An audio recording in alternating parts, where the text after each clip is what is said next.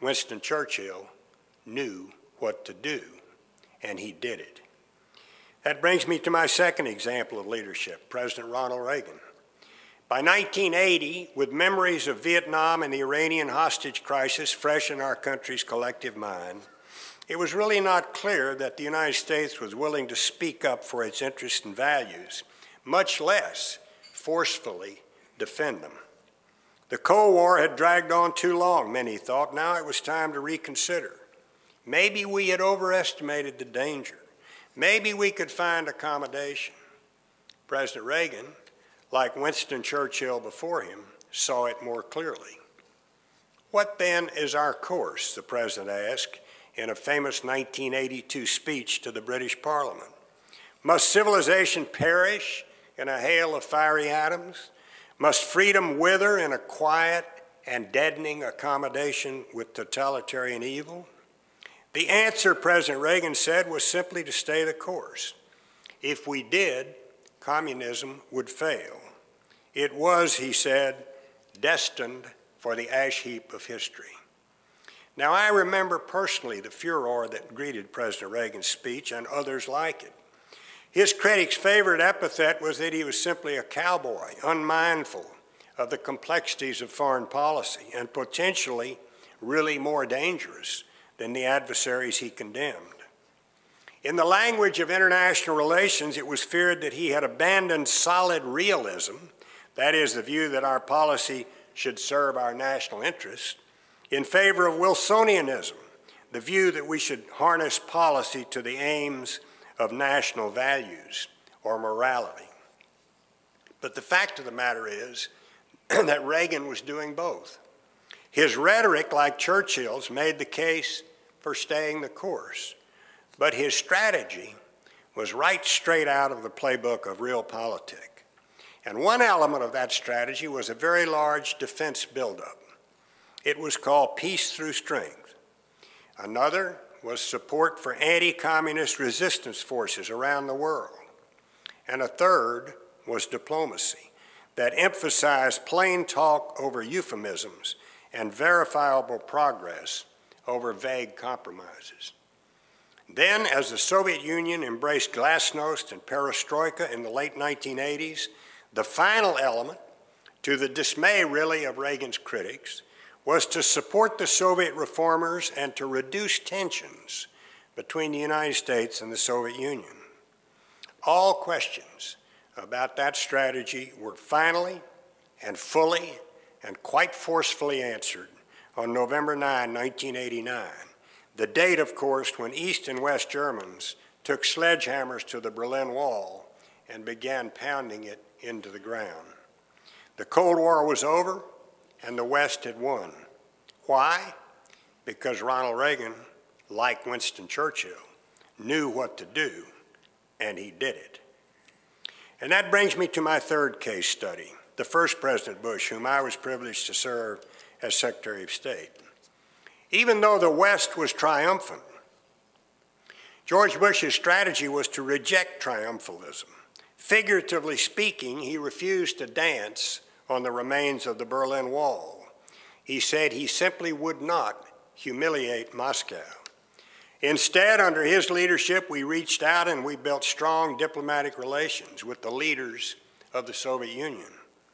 And then we negotiated the mother of all soft landings, is the way I guess Saddam Hussein would put it. But we negotiated freedom throughout Eastern Europe and Central Asia, the reunification of Germany as a member of the North Atlantic Treaty Organization, and the peaceful breakup of the Soviet Union.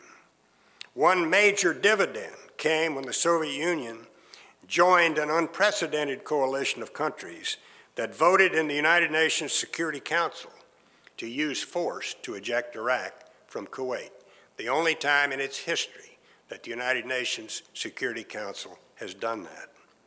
And remember, ladies and gentlemen, at that time, that Iraq was a client state of the Soviet Union. Later, Americans and Soviets co-sponsored the historic Madrid Conference, which was the first time that Israel and all of its Arab neighbors sat down face to face to negotiate peace. This conference served as the foundation for the peace process that followed and that despite the obvious difficulties it faces today, I would submit to you still offers the only hope for a comprehensive and lasting peace in the Middle East. Why did all of this happen? It happened because George Bush, like Ronald Reagan and Winston Churchill before him, knew what to do, and he did it. Today, once again, I think world events call for leadership, and especially American leadership on the world stage. We face a complex matrix of global challenges that demand serious and prolonged attention from countries that are becoming more and more interdependent. Those challenges include, but are not just limited to, terrorism, the spread of weapons of mass destruction, climate change, mass migrations of workers, and economic growth and stability. I would not suggest for one moment that the United States alone, nor even a small group of developed countries, has the wherewithal to effectively address these challenges. It's going to demand the sustained cooperation of many on the international stage. But American leadership will be a critical component of coordinating the myriad of major efforts that will be required. The history of the 21st century will be determined by the quality of leadership that we in this country provide in the coming years.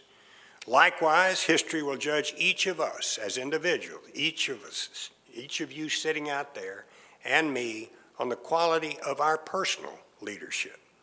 And I refer, of course, to our leadership in our daily life, in doing what is best for our families, our places of worship, our companies, and of course, our communities and our nation. Some people say that leadership is a rare thing, found only in dusty books, the private preserve of extraordinarily talented individuals, out of the reach of ordinary men and women. But you tell that to the police officers and the firefighters who rushed into the Twin Towers on September 11, or you tell that to the passengers who rushed the hijackers on United Flight 93, or you tell that to the troops who liberated Afghanistan and Iraq. In the United States and other democratic countries, leadership comes from the ground up. It doesn't come from the top down. And that is something that people like Hitler or Stalin or Osama bin Laden would simply never understand. To perform the duties of leadership for which we are destined, I think it is really important that we never surrender to pessimism, especially the fashionable type that expresses itself in a cynical or sarcastic spirit, or the pessimism disguised in the perverse theory that somehow we are all governed by vast historical forces, so why bother? No. Instead, we must focus on our possibilities and not our limitations. So we should all, each and every one of us, make a personal history that our children and our grandchildren will remember with honor 100 years from now. We should make a history of hard work and care for our families. We should make a history of good citizenship. And in every way we can, we should leave this world a better place than we found it.